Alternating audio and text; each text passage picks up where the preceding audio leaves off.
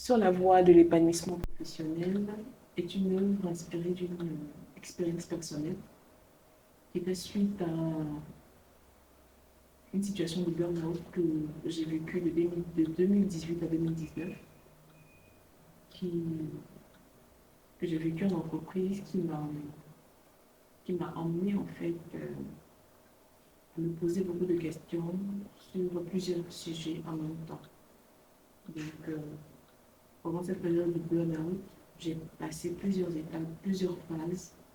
Et c'est cette expérience de vie-là que j'ai décidé aujourd'hui de partager à travers cet ouvrage-là.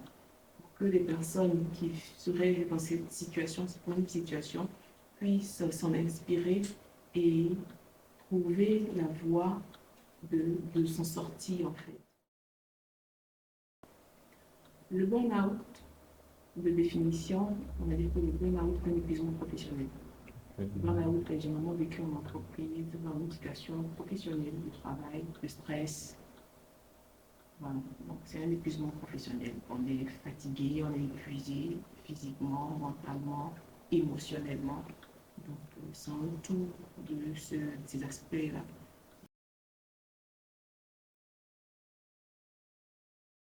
Ce livre, déjà, on va dire que comment elle a été inspirée aussi, c'est vrai qu'on a dit que elle était inspirée d'une expérience personnelle, mais il faut dire que je n'avais pas, dans un premier temps, je n'avais pas idée ou bien je n'avais pas l'intention d'écrire.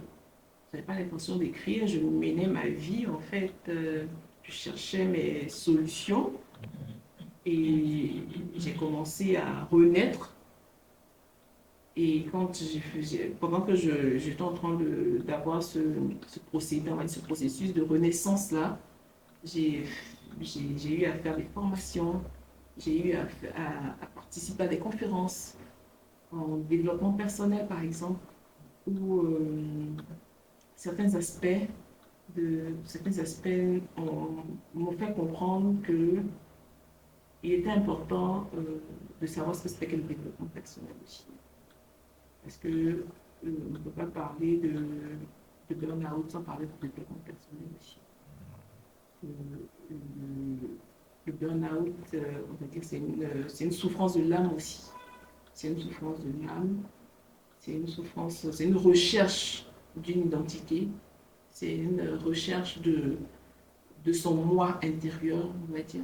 Parce qu'on se rend compte, on s'est rendu compte, je me suis rendu compte que dans le rétablissement de cette situation de burn-out, il m'a fallu en fait guérir déjà de blessures intérieures.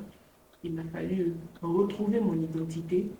Il m'a fallu réapprendre à avoir confiance en moi. Euh, j'ai également appris à me connaître, à me recentrer sur moi. Et tout ça, c'est fait partie du développement personnel.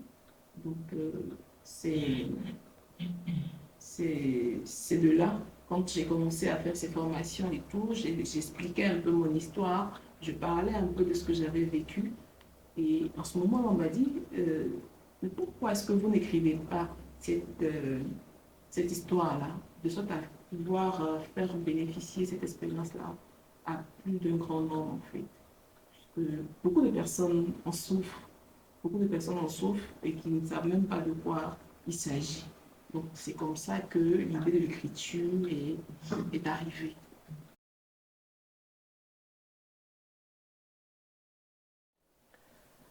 La source d'inspiration, la principale source d'inspiration, on va dire que c'est Dieu.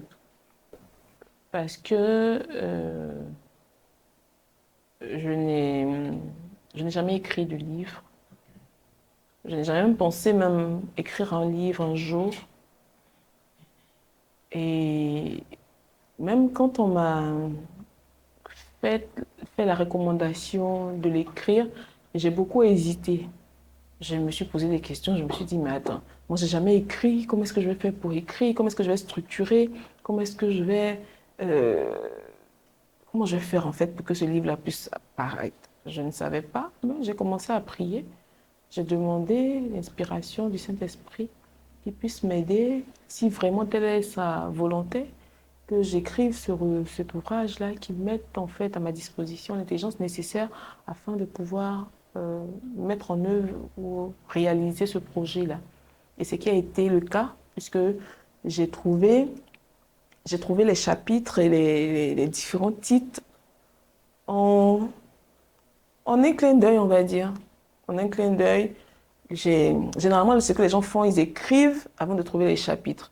Mais moi, ce qui m'est arrivé, c'est que j'ai trouvé la structuration et ensuite, j'ai commencé à écrire. Et j'ai écrit pendant pratiquement un mois. En un mois, j'avais déjà terminé l'écriture du livre. Et je l'ai écrit depuis l'année dernière. Depuis fin août, début septembre, je l'avais déjà écrit. Je l'avais déjà terminé. Je l'avais déjà terminé. Et vraiment, donc, je peux dire que ma source d'inspiration principale, c'est Dieu.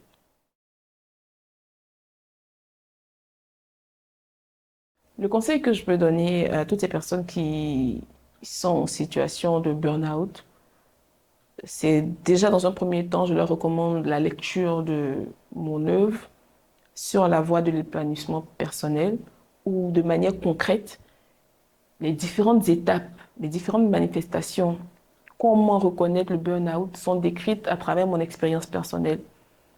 Ensuite, comment j'y suis arrivée à en sortir également se lie en fait dans cette œuvre-là. Mais ce que je peux leur dire aussi, c'est de se recentrer sur elles-mêmes aussi, de chercher une organisation, une meilleure organisation, de chercher aussi la spiritualité.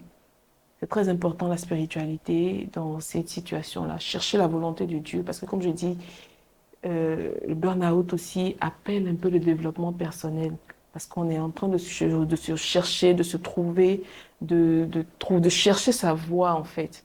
Et quand on parle de chercher sa voie, c'est de chercher sa mission de vie, comment on a trouvé et tout ça. Donc, c'est un tout. Et il faut commencer. Le tout, c'est de pouvoir commencer. Quand on commence, c'est-à-dire on prend le temps de se recentrer sur soi, on commence à chercher ses priorités. En ce moment-là, on arrive à, à d'autres étapes qui sont décrites dans le livre. Et j'invite vraiment le maximum à se procurer cet ouvrage-là. De manière générale, quand on dit, quand on est en situation de burn-out, c'est qu'on se retrouve souvent, c'est que la vie personnelle et la vie professionnelle, il n'y a pas d'équilibre en fait entre la vie personnelle et la vie professionnelle. Tantôt un prend le dessus, tantôt l'autre prend le dessus. Donc il faut pouvoir trouver cet équilibre-là. Et pour trouver cet équilibre-là, il faut une meilleure organisation. Parce que des personnes se retrouvent à vivre des situations difficiles personnellement ou familiales et ne sachant pas faire la part des choses, se retrouvent avec ces difficultés-là en situation professionnelle. Et là, il y a également les réalités de ce niveau-là, qui, quand on n'arrive pas à faire la part des choses, bon, on se retrouve dans une situation de burn-out. Les différentes étapes pour sortir du burn-out, on va dire qu'il y en a 7 pour moi, de mon expérience. On va dire que moi, je suis en reconversion professionnelle. Certaines pourraient ne pas emprunter cette voie parce que chacun son talent, en fait. Chacun son talent. Et en fonction de ces talents-là, chacun pourrait s'orienter, on va dire ça. Donc, pour en revenir aux différentes étapes, on doit guérir de ses blessures intérieures. On doit changer de façon de penser, donc shifter son mindset, où en ce moment-là, on reprend confiance en soi, on approfondit son estime de soi et on va à la découverte de son talent. Donc son talent, c'est à ce niveau-là qu'on saura si on retourne en entreprise ou si on passe en reconversion professionnelle. En tout cas, pour ma part, de ce que j'ai découvert, c'était que j'étais passionnée de décoration. Or, le travail que je faisais ne parlait pas de décoration d'intérieur. Donc, j'ai dû passer en reconversion professionnelle pour pouvoir exercer dans le talent que j'ai, on va dire, donc décoratrice d'intérieur. Donc, quand on a découvert son talent, en ce moment-là, on cherche maintenant à professionnaliser et à structurer son business ou son activité ou son entreprise. Et en ce moment-là, quand on a fini, on lance son activité. Quand on a lancé son activité, eh bien, on cherche maintenant à avoir plusieurs sources de revenus. Donc voilà un peu caricaturé comment est-ce que je peux dire de manière succincte aussi les différentes étapes que moi j'ai vécues pour sortir du burn-out en fait.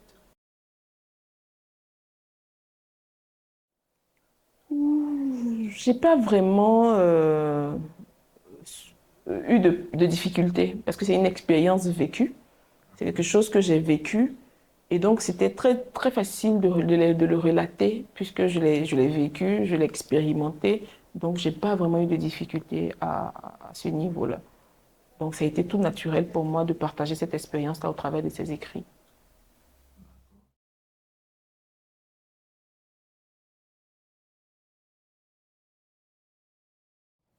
Donc pour ma part, parce que je parle toujours de mon expérience, je sais que je suis épanouie. Le livre me dit sur la voie de l'épanouissement personnel parce qu'on n'est pas statique en fait. On est sur c'est une démarche en fait. C'est une démarche qu'on entreprend sur la voie de l'épanouissement professionnel. Donc, moi, de ce que je sais, c'est que je suis épanouie. Pourquoi? Parce que j'ai trouvé ma voie. J'ai trouvé ma voie, j'ai trouvé ce dans quoi j'excelle, j'ai trouvé ce dans quoi je peux aider quelqu'un. Le stress, on ne va pas dire que je ne suis pas stressée, je ne suis plus stressée, mais le stress, il est, il est positif en fait, on va dire, dans une situation, parce il faut dire qu'il y a deux types de stress. Il y a le stress chronique qui entraîne au burn-out et il y a le stress qui est naturel en fait. Quand il y a une situation qui vient vers vous, bien, dans laquelle vous trouvez, vous êtes stressé, mais automatiquement après vous revenez en état normal. Mais dans le cas du burn-out, on est stressé de manière permanente et donc on parle de stress chronique. Ça, c'est pas bon, par exemple. Je veux dire que je ne suis plus stressée de manière chronique parce que je sais m'organiser, je connais mes priorités et je sais comment travailler en fait. On va dire ça. Et comment je sais que je suis épanouie? Parce que, comme je dis, j'ai trouvé ma voie. J'ai trouvé ce pourquoi j'ai été appelée. En tout cas, je pense que j'ai trouvé ce pourquoi j'ai été appelée. En tout cas, je sais que je suis épanouie. C'est vrai qu'il y a des difficultés, mais ça ne vous bloque pas. Non, non, non, exactement, parce que comment je veux dire, mon pilier, on va dire, mon pilier, c'est que je, je sais ce que je dois faire, en fait. Je sais pas si je peux me faire, je sais pas si je me fais comprendre, mais ce que je dois faire, je m'épanouis dedans, en fait. Je le fais sans regarder l'heure, sans regarder, sans... Même si on ne me paye pas, même, c'est pas grave, en fait. Mais je suis épanouie de le faire, je suis contente de le faire, parce que je me dis derrière que ça aide aussi quelqu'un derrière et tout ça. Parce que c'est important aussi dans la recherche de la voie de se dire que ce qu'on le fait, c'est pour aider quelqu'un derrière. Même que ce soit en décoration d'intérieur, que ce soit en décoration événementielle, que ce soit... En tout cas, tout ce qu'on fait, il faut qu'il y ait la recherche, en fait, de l'aide, le fait d'aider les autres, en fait. Parce que c'est en cela qu'on s'épanouit plus. Il y a plus à donner qu'à recevoir. Donc, en tout cas, moi, je suis épanouie. Maintenant, comment ne pas retomber dans une situation de burn-out? Il y a un certain nombre de dispositions à prendre. Parce que naturellement, quand tu es épanoui, même, tu vas Pas forcément, tomber. pas forcément, Pas forcément. pas forcément. Tu peux faire un burn-out et puis retomber dans le burn-out parce que tu n'auras, tu n'aurais pas en fait trouvé ta voie, si je peux le dire ainsi. Parce que c'est une sorte de conflit intérieur. Parce que je me rappelle que je donnais une petite anecdote. J'ai fait le burn-out en 2018-2019 et j'ai changé de poste. Parce que on pensait tous, hein, même le médecin pensait que, il fallait que Là, maintenant, je rentre vraiment dans le développement personnel. Parce que ils ont tous pensé que le fait de changer de direction, d'environnement de travail m'aurait aidé. Mais ça a un temps, en fait. Ça a un temps parce que quand j'ai changé de direction, j'ai changé d'environnement de travail, j'ai j'ai recommencé à déprimer.